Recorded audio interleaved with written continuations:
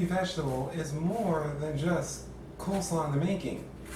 Now, cabbage is a member of the brassica family, along with cauliflower, broccoli, kale, and Brussels sprouts. It's also probably the oldest member of the family too. The origin of this vegetable isn't found yet, but most nutritional anthropologists and food historians believe that its existence on this planet is over 4,000 years old.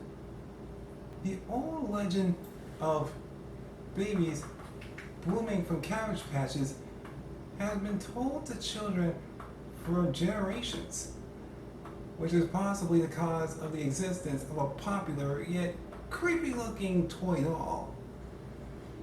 It's just the eyes.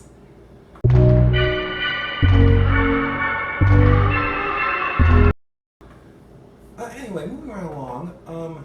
Also, cabbage was used to make cabbage soup to feed people at the time of the Great Depression. And trust me, there was a lot of cabbage to feed a lot of people back then. It is considered the national food of Russia. In fact, Russians eat about 7 times the amount of cabbage than actual North Americans. And why not? It's filled with vitamin K, C, B6, fiber, iron, and manganese. When shopping for cabbage, you should look for heads that have fully intact leaves.